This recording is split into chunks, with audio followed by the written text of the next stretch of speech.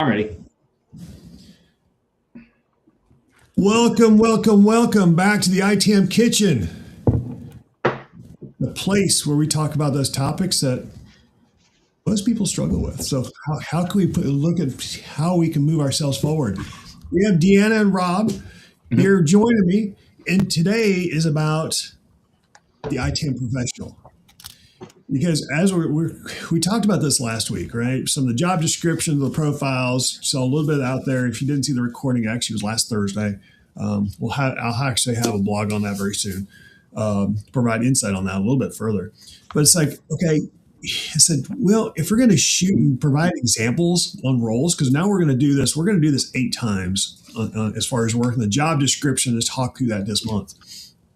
And with that, what we're going to talk to is like, okay, what's the job description? What's the role? How's the role how's the role applied inside the organization? How's the organization benefit? Where's the value at multiple levels, the stakeholders, peers, whatever?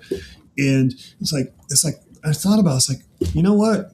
We have the great guinea pigs right here on screen to talk through all of this. Yes. Because we're actually going to talk about how we portray ourselves, and it's not egotistically when we say this, but when it comes to the ITAM professional, as whether it's a senior consultant or just professional in general, I mean, this is also going to be a button seat type practitioner. These are skills that everybody needs. So let's start with us. Again, we can speak to this firsthand, right?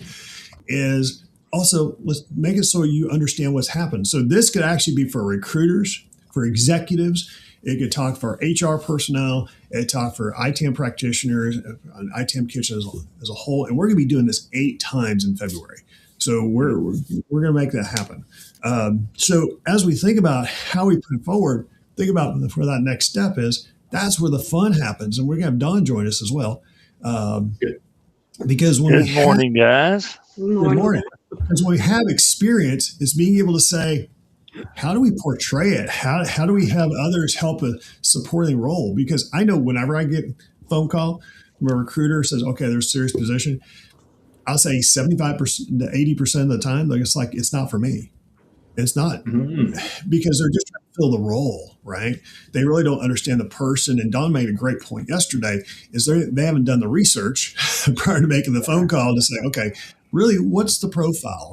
Where should come from on that part? So again, 4 of us live. If you're in the chat, please say where you're from, open up the chat on your side, ask us questions as well. Absolutely make that happen because this is a great forum and community to do that. But really, today is about understanding the experiences that we have on the roles when it comes to senior individuals. That's the core topic for today. Is because I want you to stop guessing what you want to do and start leading. And I'll give an example. So I was talking with another peer recently, and he says, "Okay, I lost my job. Here's the job descriptions. They don't fit me," which is how this whole topic started weeks ago, right? And it's like, okay, perfect. I said, define your own role. He goes, do what? And if you've seen anything I've done the last couple of weeks, he's talked about here's the stages where you can define your own role, your own job description, et cetera. So take a look at that. Well, I even have an article on that. So take a look at that on my profile. But this is also about being able to say, go that next step. Because when it comes to the practitioner, what I told him, he says, well, this fits me, this doesn't. I said, so what are you going to do about it? Right. Well, I have to educate. I said, ding, you're right. Yeah, we always have to educate, right? You have to educate them on what it is so you can have that conversation. And hence why we're taking this whole approach, and we're going to spend a lot of time on it this month. This is what we're going to spend. This topic more than anything else, we're going to spend a significant amount of time on this month because we're all struggling. Whether you're senior, junior, in between, it doesn't matter. But we're going to start with the seniors because, again, you have senior individuals to talk to you. Again, we're not trying to put ourselves on a pedestal. That's not the goal. But we want to talk about how we see it from our angle, just so you understand you're not alone. Because when you look at that, we all struggle. So it's like, okay, let's make this happen because those job descriptions, they want the world. We've talked about that. Patrick was on a couple of weeks ago. We talked about they want the world. And it's like, well, it's nice to have the world and we can do a lot. Even as senior individuals, we do a lot. And there's a lot of proficiencies. But the skill level that I have is different than Deanna's, which is different than Dawn's. That's different, Rob. We're all senior individuals. So let's start there because on Thursday, we're going to talk about the job description that would fit for individuals like us. And we're going to critique it. I'm going to put a draft up and we're actually going to walk through that entirely and have fun. It's like, okay, I'm going to have an entire smart board up and we're going to go to town on it and make it so it's recorded. So we're going to have a lot of fun. We're going to do a little bit of workshopping. So hopefully you're going to enjoy it. Put in the chat where you're from, what you're seeing, and where you're calling in from or dialing in from. And there we go. So where do we start? Because ding, ding, we get that phone call. Here's that job opportunity, right? Yep. What's the thing? First thing goes through your minds? Here we go again. In some cases it is. I can tell you that from experience, and I haven't been on it very long. I've only been in it, the weekend of Thanksgiving was when I got my 15 minutes. Right. So a quick intro.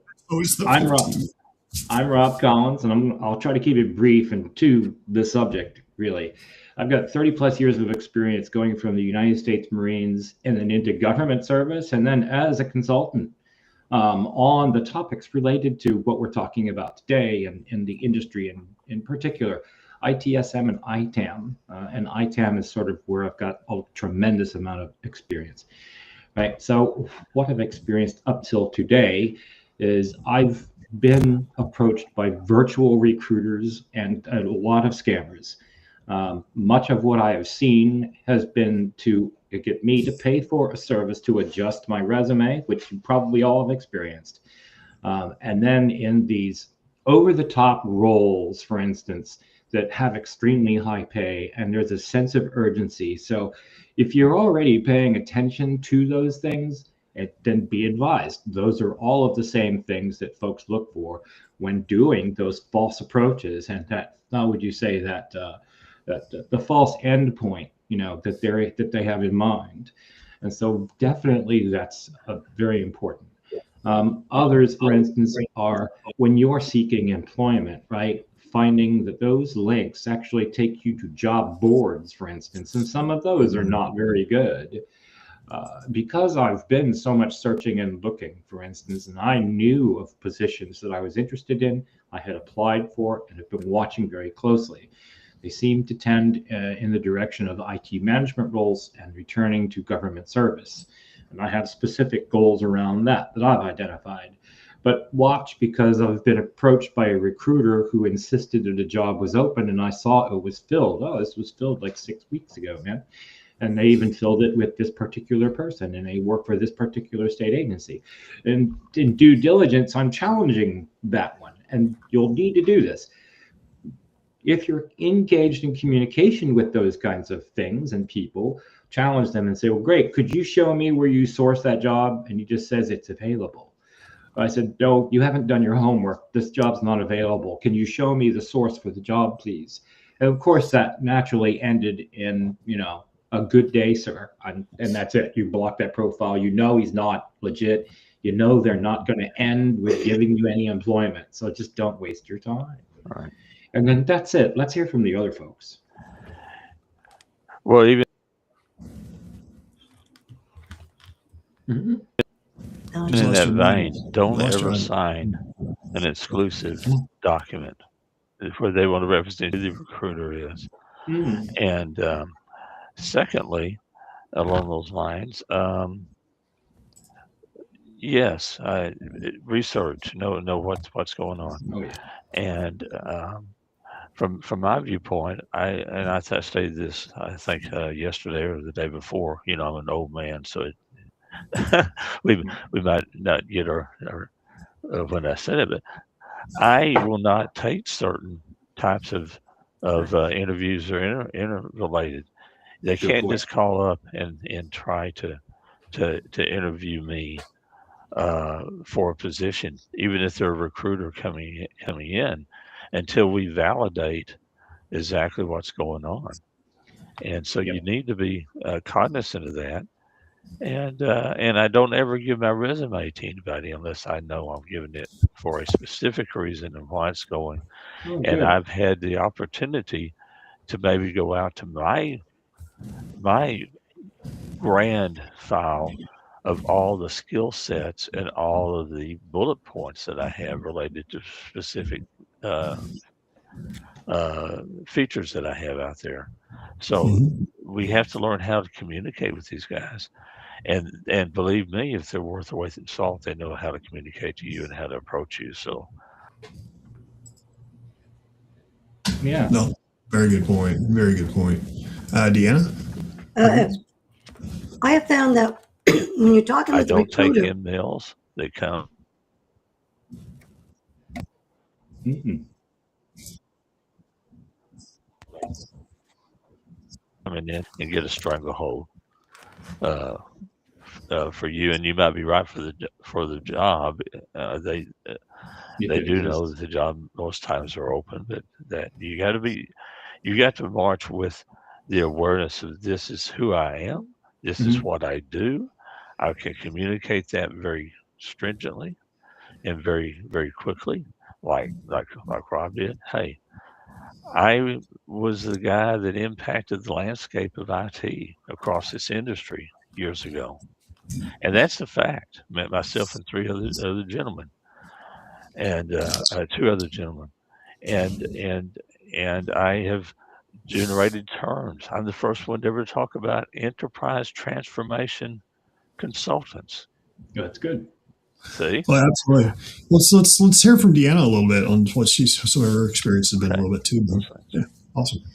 I've been beginning to realize, especially since I did spend a lot of time as a technical educator, that I really enjoy, as a manager, helping the people do their job correctly.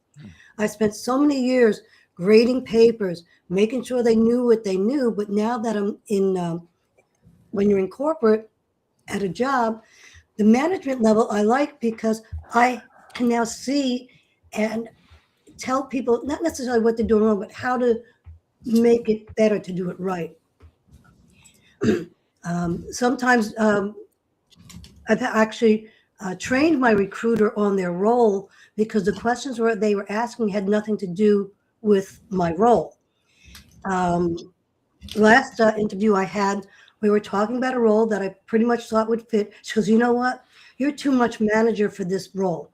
I have other things on the fire. Let me come back to you. I will also find out if the recruiter, if it's their company that has a relationship with the hiring manager. So if they have a relationship, oh, we've been the only one hiring for them for about 6 years or 10 years. We're their main source. That's another thing to get into. Sometimes your recruiter is not listening or doesn't understand what you really want. Take the time. I've also realized that interviews have gone from an hour to a half hour, all the way down now to 15 minutes. It's only an elevator pitch. And within 15 minutes, they can tell whether or not you can fit, but only if they've been doing their job for a long time, just like us. Yeah, I'll say it's interesting that some of the most fun I've ever had on those recruiter calls, because we get them from all nationalities, is the best way to put it. And I won't go any further than that.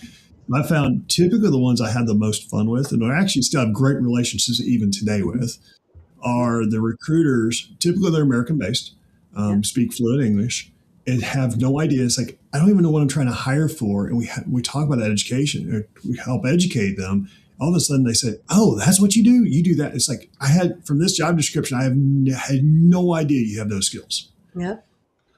So being able, and I still, and every once in a while they still reach out to me because they say, Bill, I have this role. I don't think you're it, but do you know anybody that can help with this? Which is the best type of resource you can be, right? Yeah. Part. And so sometimes that education is just huge on that front. But let's dig in this a little bit deeper, because we're already 15 minutes in our discussion, which is great. But let's talk about the skills. Let's talk about the skills that we are providing, and from individuals like ourselves, right? We talk about our experience in different areas, whether it's an educator, grandfather, which actually being a grandfather by itself, that's a skill all by itself. And I'm not talking about just grandfather rights, but also just the skills we have from multiple different peers, et cetera, in our disciplines. Let's talk about some of the skills that you should see from a senior individual versus, okay, what you put in the resume. What are those unknown or unrealized little data points that we need to talk to, that we actually provide? What comes to mind? I could definitely speak to that, right? Because from my experience, for instance, from being a practitioner to somebody that just knew computers, and so therefore I was pulled in to doing that kind of work, right? And from your perspective as you looking for a job versus all of your experience, right? A seasoned recruiter is going to look for somebody that's going to fit a role, okay? And you have to, when you integrate, you want to talk to them, because while you might necessarily be fit to the specific title, your work that you've done, if you're an ITAM professional with, let's say, 10 years of experience, 5 years of experience and on, right? You've interfaced across several different, what everybody likes to call silos in an organization. So at some point, your message gets to the CEO or the COO, right? Or CXO, we'll just call it that, right? Yeah. And now you may have directly interfaced with them, or you may have directly interfaced with their department heads or someone on a team. So that collaboration, coordination aspect of what you do is marketable, right?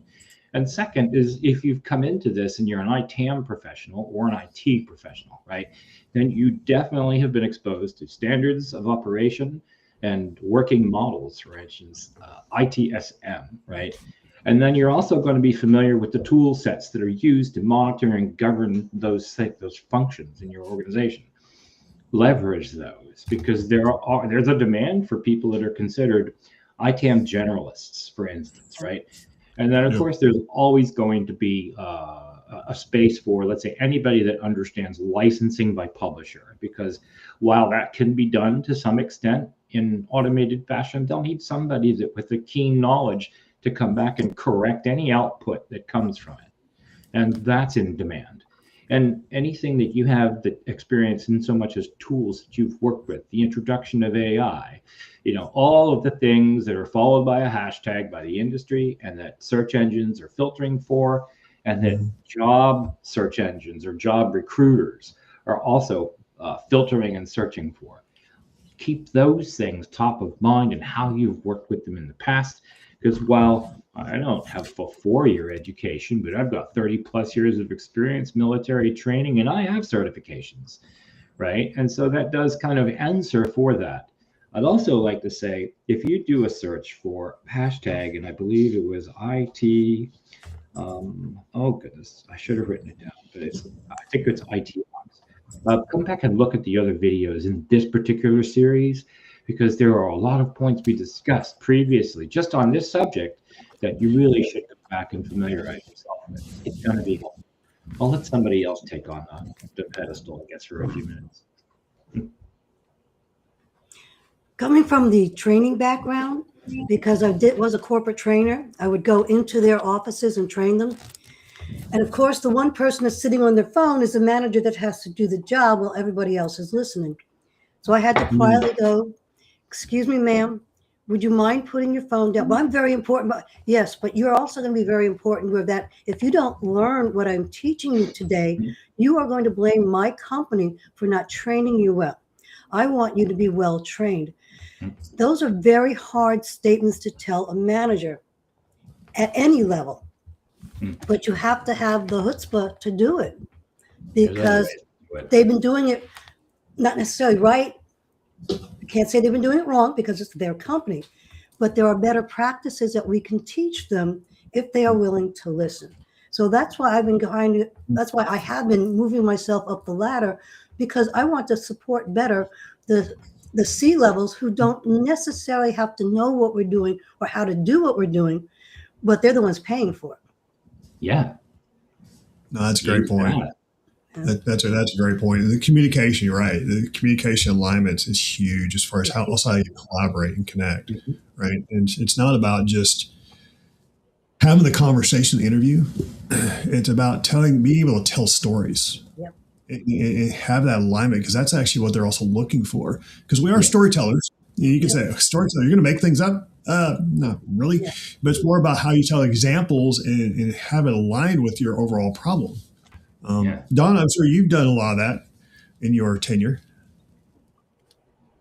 Oh, you're on mute. I don't hear you there. I don't mute. Makes it a little bit better for you guys. Lip reading is another skill that we try to not to talk about. That's exactly right.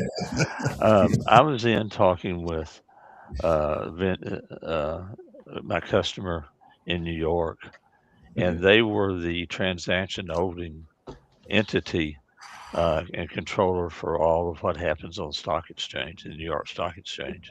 Nice. And we're talking to the CTO, and we're in the room together, and subject came up about a thing, and I had been in assessing what's going on, and was talking and looking at a particular vendor, and this customer was receiving had a person that was handling this, that was bringing it in and then tearing up the configuration and throwing it out everywhere to fit the needs that she thought she had to keep things going, and in doing so was in violation of the agreement with this vendor, and it's a big vendor, and I'm not going to share who that is, but it's a big vendor.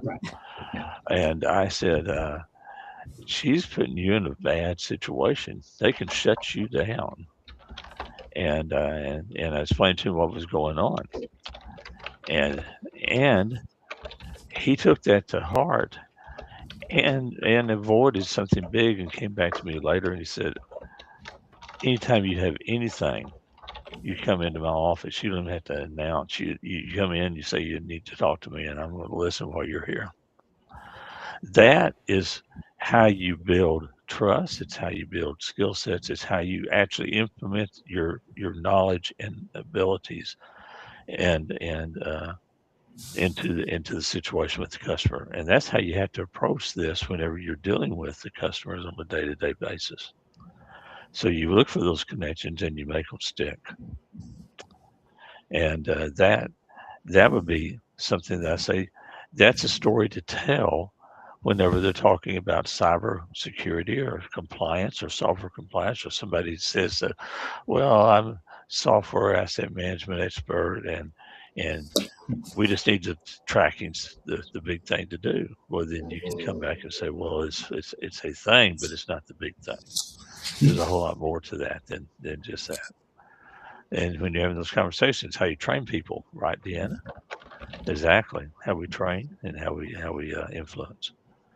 So that's skill sets that you need to learn to communicate and carry into the situation when you're in the interview as well. And ask questions that are interesting. Like I asked a CEO, what is your biggest challenges facing you right now?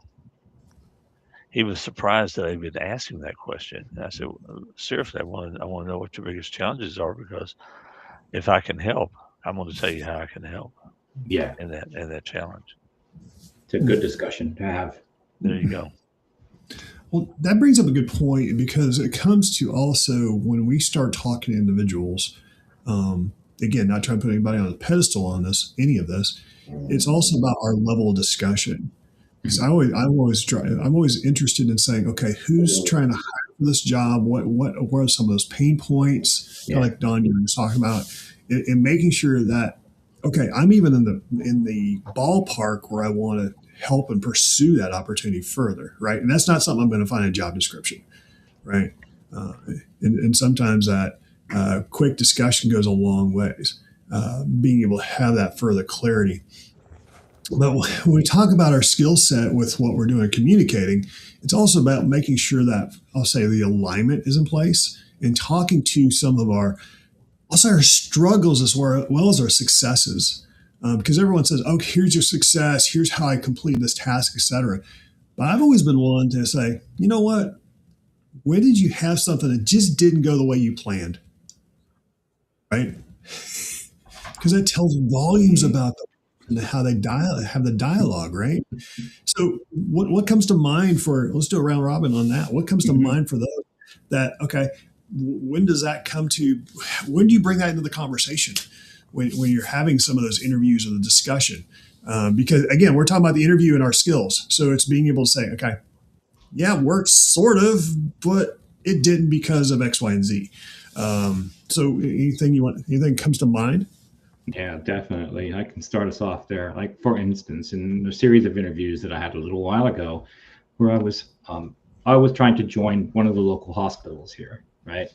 Because I knew when I got information that their asset management program wasn't so good, and they've suffered from it. You know, they did. There were some very serious hits, and so when I was talking to them, I wanted to speak to them about that.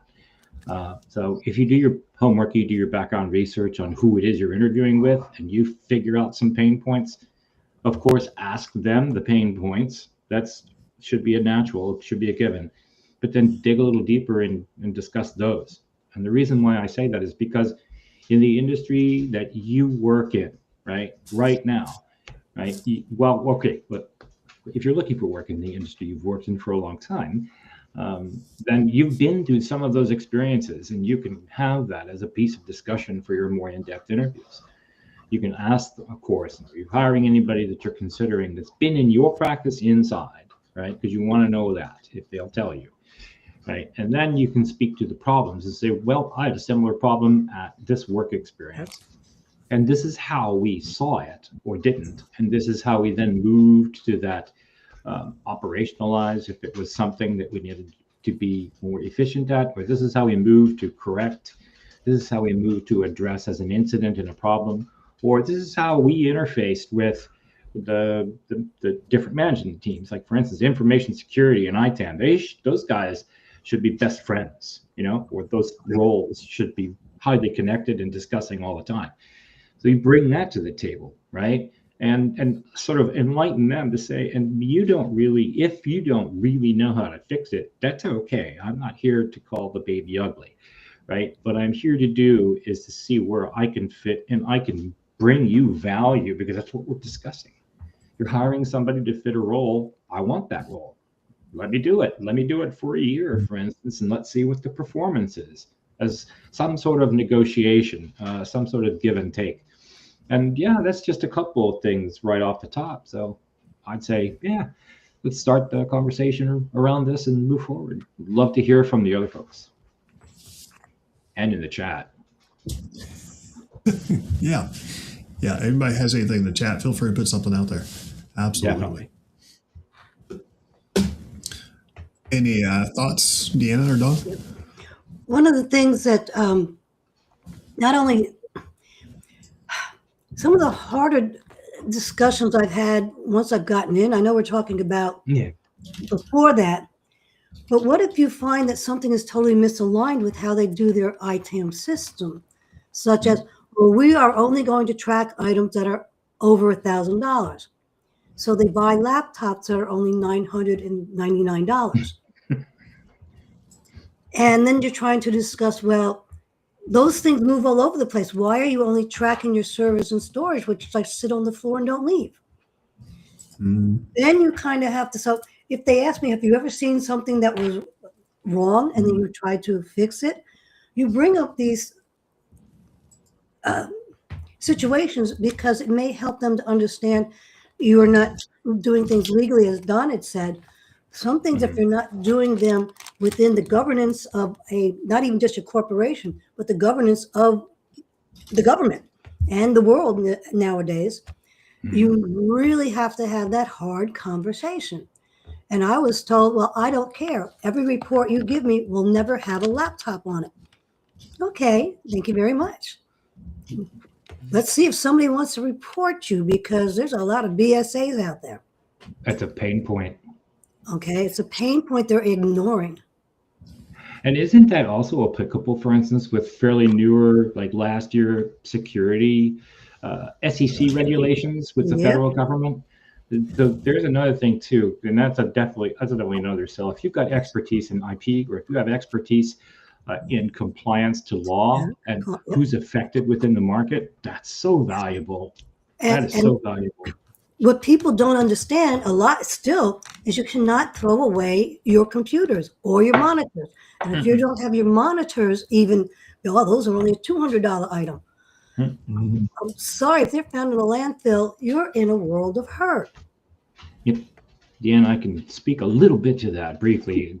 I'm trying to sell ITAD services, Yep. and I did the research, for instance, going all the way back to, like, let's say back in 1995, 96, before software asset management happened, right? You still had issues with the destruction of electronics and those materials, right? There's regs out there for that. I know them, and I'm sure most of the folks here do. I mean, the knowledge is very specific around the specific requirements. NIST 8088, is it 8088? 80, I know it's 88. 88 600, I think, is one of them. And I need to go back and freshen up so I can properly quote.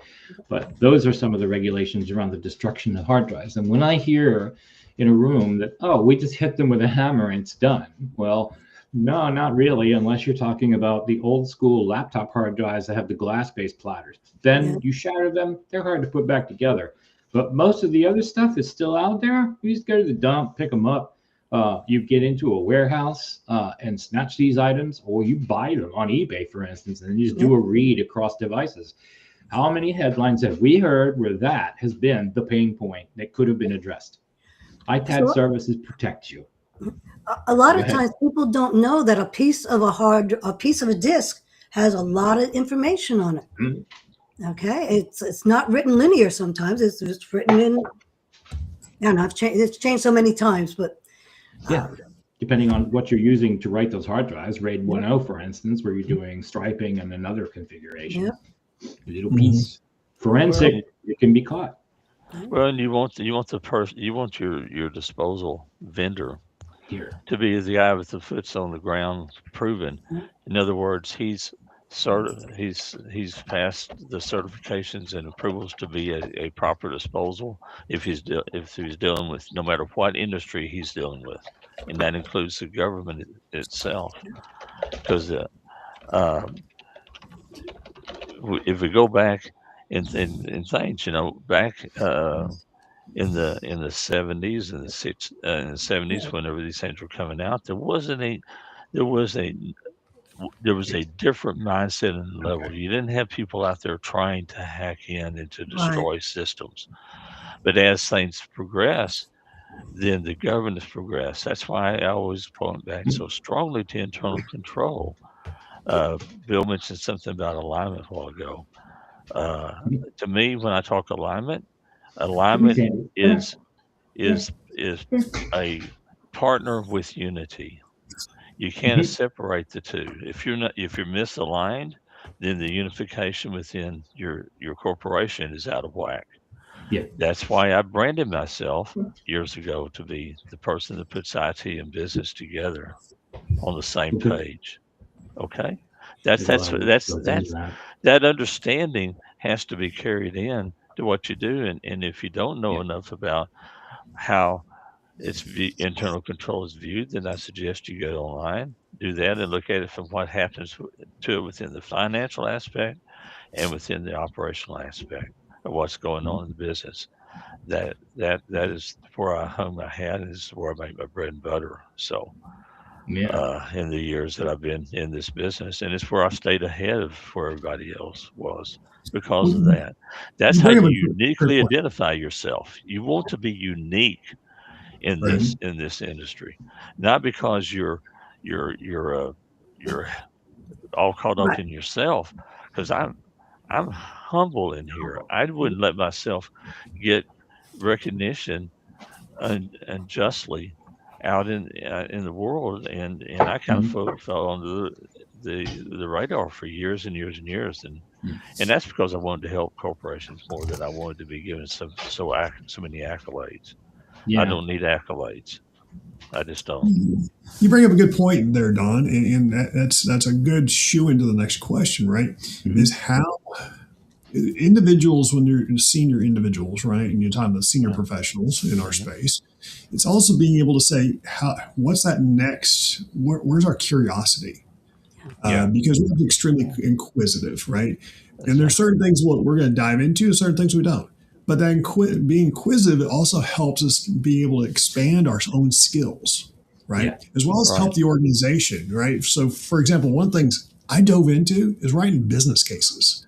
Oh, nice. When it's business cases, you go crazy on all sorts of different things, including how you communicate at multiple levels. But go for it, Rob. You had something you want to jump in on it? Yeah, just real quick. I wanted to let you know because I did do a quick search. Okay, it's NIST, the NIST 800-88 standard was the most recent one that was adopted and put into place. Next version. That's your go-to if you need to do some decision making around what kind of disposition I'm going to have for my devices.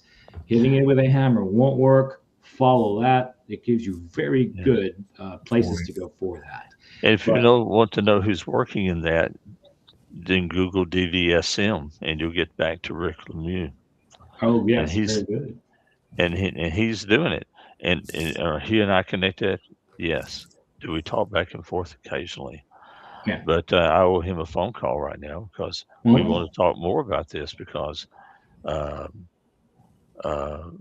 even if it's governmental, you're always you got that focus is always going back to the customer internally and externally, and nothing that doesn't align with that is off base in today's world.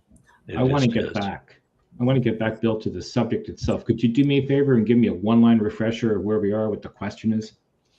So the question was how we're expanding our skills. Where do we get, what entices us to learn more, right? What's that latest skill you decide to take on? For example, you just did a research there on talking about a little bit more of ITAD and provide that part, right? So the government sector, that's a whole different facet. And I had a little bit of exposure to that myself a couple of years ago. Yeah. That's one space to go, but what's that? What are you yearning to learn next? Because that's what most people don't ask during the interview process. It's not just your skills, but where else are you thinking ahead? Because as an executive, I want to know that I'm covered, right? Yeah. So you want to jump into that? I sure do. Yeah, I can tell you from experience, and especially over the course of the last few months, I job search. I mix with recruiters, et cetera, but I do spend some time doing some self-education, certification, and research around tool-specific things like how ITAM is applied, let's say, within specific tools, or how two tools that do fairly well on their own do much better when you integrate between the two tools. Right. I don't want to name the specific tool sets or publishers, but I can tell you that that's been a considerable amount of time that I put into to help to improve my chances and visibility in the market. They're popular too, and people are already buying them, but in my experience, they buy them, they try to implement on their own. Every single one gets stuck, and they hire an outside consultant that comes in to try and do the work. They may sometimes do this 2 or 3 times before they give up, or they've decided they've thrown too much money at a thing. Well, that's an area of specialization. And because there are people out there with experience, that's one of the things you want to put up front in your resume or any of your other documentation, CVs, cover letters, etc. Because the people that have that pain point, they're looking, and they're looking hard. Right. Be there to be seen. Right. Yeah, I look in, if I'm looking at a tool, for example, in AI, I will delve into the features and look at how what they claim, how are they doing it, and I read through that, guys. Yeah. And I look and I say, well, oh, yeah, you're saying you implement, but what are you doing to have the proper checkoffs? You're doing it independently within the tool itself. And guys, I fought that battle years ago, whenever the cloud came into big existence. People thought they could do everything within the cloud software that was running. Software is software, guys. And it runs on hardware, and you can't no one thing can be implemented in that. So everything's got to have integrations, and you have to work from those type of mindsets, but you have to get educated to work for those type of mindsets. It's amazing how much our asset management system, we just look at it as asset management, but what is about your how's your incident service working? How's your problem management working? Is your change control the only group allowed to touch the CMDB? There are many things that people have not isolated correctly. Do not run your asset management out of the CMDB. You have to run it out of the asset table or your repository. Right. Once it's off the shelf, now it goes into your CMDB once it's live. If it's not live, it's not found. And these are things I've had to explain to a lot of different companies. Yeah. I sit in on an HR call every other week. And why would I do that? Because I can sit and listen to what they're doing, and I can also sit and know that if it's a bigger corporation, they have an IT person sitting behind every phase of that, and I can hear what that support's doing. It helps me help them because they're looking for jobs, but it also helps them to understand if they're one of those IT people that are attached to that, what they need to be looking at. And so I can be able to input, I can be able to listen, I can learn. I still learn. Don't learn as much as you can every day. Every day. Don't ever put that on the side thing. And it's in my nature, so I'm not going to ever do that. And everyone has different styles how they learn too. I'll say since I've started the ITAM Kitchen, the thing I'm looking at is I look at the topics I'm about to talk to, and I use AI for this, honestly. I'm curious what AIs can provide me for insight so I can separate the noise from reality. Because there's a lot of noise in our space, our space in general.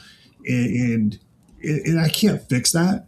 But if I can help make sure we provide clarity in our messaging and how we put it out there, that's extremely important. I'm just using it as an example. And I do that totally. It's like, well, you use that for the business? Like, no, I didn't even say I was going to use it for business. I use it for myself so I can educate myself. So when the business comes up with this topic, because someone else is going to do it, someone's always going to do something, especially with AI as prevalent as and Google searches, take your pick, right? Or whatever type of search you want, not just Google, but is, okay, I want to be prepared for that question. I want to have that insight.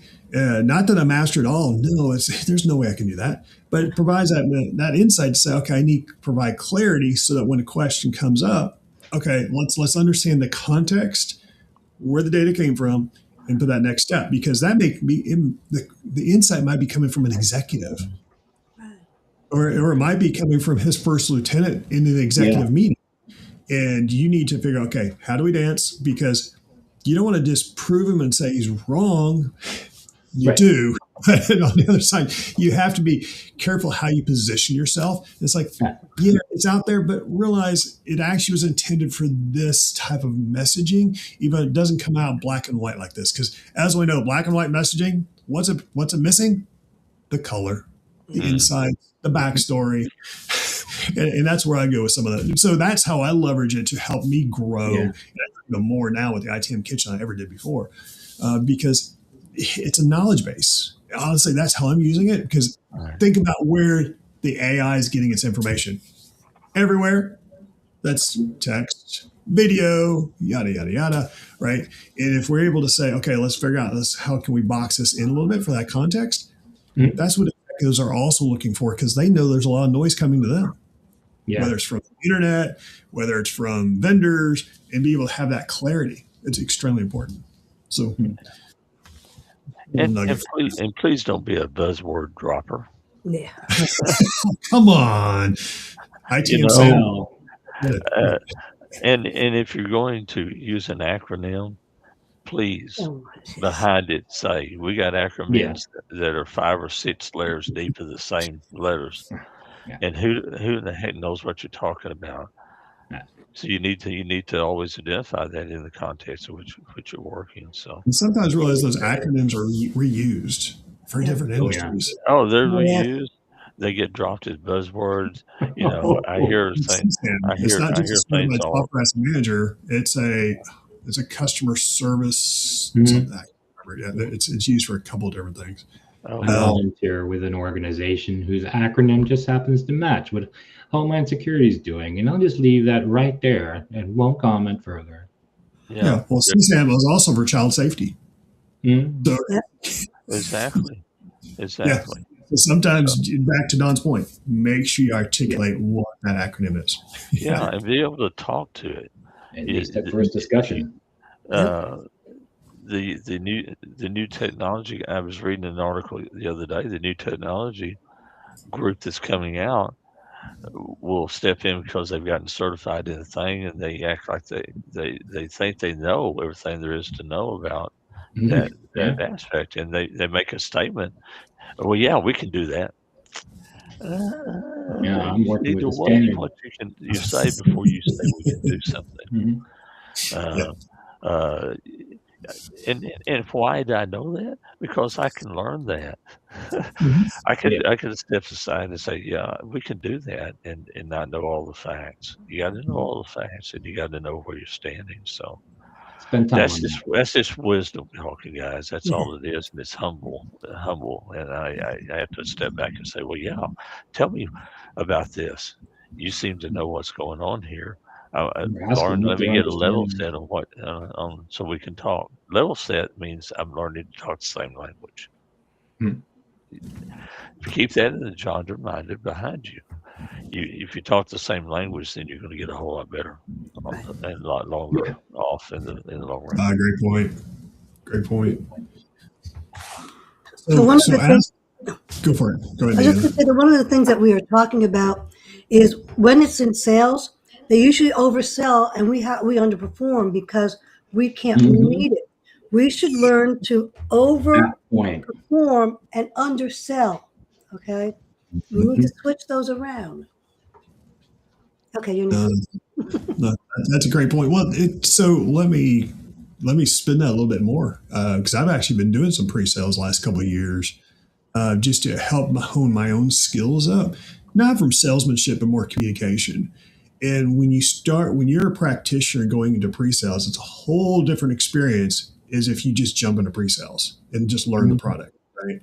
Because when you have that practical experience and you show that alignment, there's something to be said for that. And there's a lot of people, especially, it doesn't matter who the vendor is, so a lot of individuals looking for that skill set. And if you can provide some of those stories to actually help on the pre-sales part, that's part of evolution.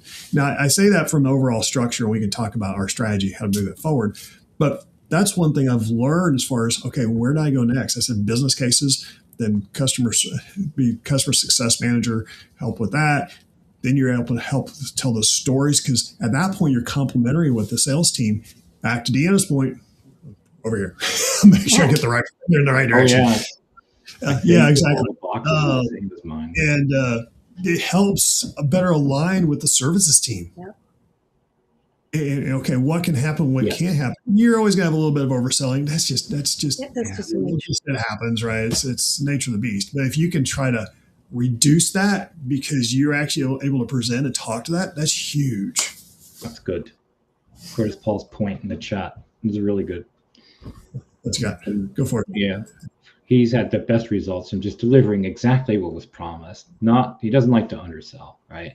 So ensure expectations at the beginning and during a project. Now, Curtis, I have a question for you because there's two places to address that. One is with the customer, and if you have to do that, it's kind of too late, right? What about sales alignment? Because that's been a really sort of trippy issue. And I say it like that specifically because when you think you're making progress, you've really got to come back to it and get that alignment with a sales group or a salesperson.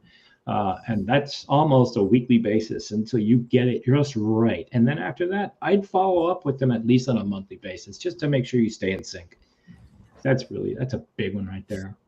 No, that is. But to your point, that's also where the seasoned professional comes into play, right? And there's another comment from Curtis Paul.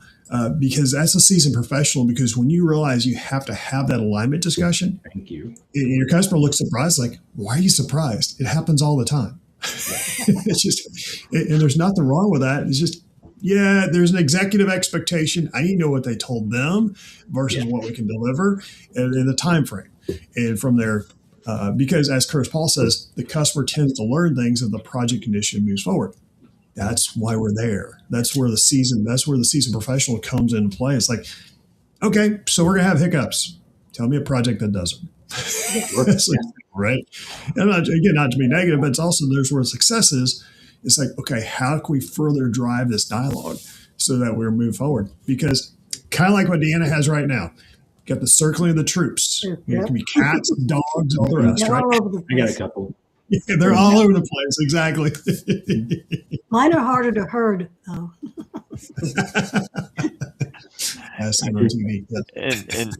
And Bill and I both had this experience. We've actually worked for publishers of software, and The solution guys, providers. they are accountable just like anybody else. And so the big ground rules is to hold them accountable whenever there's a problem going on. We did that with one big vendor. I've done it with another big vendor. They held information and would not make it available to ensure compliance. Hold them accountable for that. They can't do that. They have to make it available. And this one big vendor came screaming, and two of them, I could think of, kept screaming about that they had to release that information and put it out there so that the corporations that we were working with were accountable.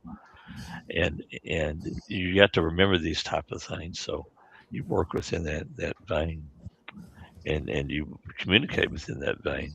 I wouldn't let, when I worked for the publisher in the software, I wouldn't let them go to a customer and say we're doing this whenever we weren't completely there. I'd say let's tailor that differently. We're working on it and we're making strides, but we can only move as fast as we can move, and we're going to get there and assure the customer that we understand the problem and we're going to make it happen, and we're going to get there as that publisher. And while we're doing that, we're doing it for you and for our other customers. That reminds me too of sort of bringing back and reminding them, level setting, around the triple constraint, which you find in a variety of industries. It comes from project management. Some of it comes from as early as the 1940s and industrial adaptations and whatnot to standards. So, and that's that you can have it fast and you can have it cheap, but it's not going to be of good quality. And so just educate yourself on the triple constraint, because that will come up if you get in deep talking to potential employers. Remind them of what it is if they're not aware of it, where they can resource that and look that up if they ever decide that they should apply it. It doesn't matter, but based on the triple constraint, you can only have it 2 of the 3 ways mentioned. Yeah. So as we wrap up here the last few minutes, I'm going to throw a little quandary, a little curveball on us. We love to be challenged, right? Yeah. So what's the actual cost? You kind of went down this rabbit hole a little bit, but I'm gonna dig us a little deeper in this conversation. What's the actual cost in your mind of the organization hiring the wrong person? In this case, hiring a junior person versus senior person. So let's do round robin. We got 6 minutes. I figured it's a good one. Keep it tight on that side. But whoever wants to start, go for it. I can just briefly jump and do it. Let's talk about that. If something like that, you got the employee hired on at low cost, get ready, because you're going to have hits to quality and you're going to have hits to speed. And, also just look at and measure the outcomes from hiring that employee. And if they don't work out within 6 months, you've got some bad news to deliver. Or you move them someplace else where you maybe don't lose the investment, retrain, recert, whatever. Those are the big ones there from my perspective. Deanna, how about from you? Mine would be that if they didn't hire the senior person, they allowed somebody to knowledge walk out the door and didn't give anybody the ability to relearn it. So a junior person will not have all the experience that we have. The junior person may not know that, hey, we found a bug over there, and we didn't realize there's a bug on your end as well. But if you get a junior person, they have not gone through our experience to know what some of the disconnects are. And that's the major reason why I'm looking more for a senior job, because I know the disconnects. Yeah. I know that it could be just a personality disconnect. It could be that it's actually not working. And that's where we know how to do the research more than a junior person would, because we have more things we know to look for. Yeah. We're not just going to say, oh, it's just the fly on the wall. No. There is somebody inside the machine not working. So it's tough. And I'll echo that a little bit. That goes with what's happening with the corporations within themselves. You know, I've talked, I don't know if I said this here, but we have cookie cutter type CEOs. They know what they're going to do because that's the way they were taught. And they're going to move in that direction. And I've been in this business long enough to know these things are cyclical. You make a mistake and you let knowledge and experience get out of your organization, you're going to suffer. Yeah. I don't care who you think you are as a corporation, you're going to suffer and it's going to come back and bite you in the place that you don't want to be bit. And I saw it happen within corporations that Bill and I both worked in. They make mistakes. They do things they shouldn't have done. And eventually, and I was a recipient of one of those. Yeah. I got gone because the corporation did this cookie cutter thing, thought they were doing things, and then it was close enough to COVID by the time they got through, and then you work into the experiences where you can't, everything's are frozen up and they can't get what they need. Yeah. And that sort of thing. So why am I on here talking this morning? Because I couldn't sit around and not get back into this. It was getting too dangerous. Yeah. And if you think that's an over exaggeration, then go back and look at 2024 in July. Yeah, and just briefly to your point, Don, watch out for fractional CXO roles because that's one of those things impacting where they want this, they'll pay this. Exactly. And if you're a C-level manager, I would encourage that's out there looking, I would encourage you not to step into that because they're just trying to use the experience levels that you have to get them over the hump. I stepped into a job in 2007, in 2016, knowing what I was stepping into, but knowing that they needed one more opportunity to get themselves straightened out completely, and they were in serious trouble. And I got them out of serious trouble, wanted to move forward to help them be better, and they were done. Yeah, I got them out of trouble when they were done. That's typical of that corporation, but they're good at what they do, but they're not good. They're not perfect, and everything. So, I did that because I wanted to help them. It was serious. It was serious, and they didn't need to go down in the area that they were being held accountable. That was going to be cut them at the knees. It would have been a serious thing. And actually was a customer with that particular corporation as well. And I didn't want to see them go in that direction or that happen because I knew what it would do to the impact of the corporation itself. So that's where you are. You got to work in that thing. Mm-hmm. Curtis Pope makes a really good comment that actually highlights Don's point. Most of the service management work out there is clean up and reorg. You're fixing their mess. Exactly. And typically what I found when I started doing the numbers, it was just quick numbers. Typically when you're hiring the low level resource, your cost to you is about 4 times higher than it would be just hiring the senior resource. Yep. Because the amount of cleanup, disconnect, et cetera. And again, that's a swag that's between 2 and 4 times on average. The quick numbers, quick math. So between benefits, resources, the impact they made, duration, it's like, what in the world are we doing? Kind of real self-realization, still hiring the right person back to your, it's at least 3 to 4 times on that side. So I want to put that up. But thank you for that quick. Again, that was kind of on the fly, but I think that's extremely important for everyone to hear, especially some of the executives, because they need to hear things like this. They need to have that self-realization as well as the recruiters do. Oh, they're just trying to hire a role. It's like, are we hiring the right role? And recruiters today don't talk like that. They used to. Some of the real recruiters do, I'll say, versus just making phone calls. a lot of people just making phone calls today, but the ones doing the research, they're just like, oh, wait a minute, I need to talk to that state clerk because you're right. For what they need, this is not correct, and I just need to have a quick chat with them. It's like, and I always offer, it's like, if you want me to be on the phone, not forget about the interview part of it, just to say, here's why you want to go down this path. It's like, it doesn't matter to me whether I get the job or not. I just want to make sure the projects can be great. I'm bold enough to do things like that.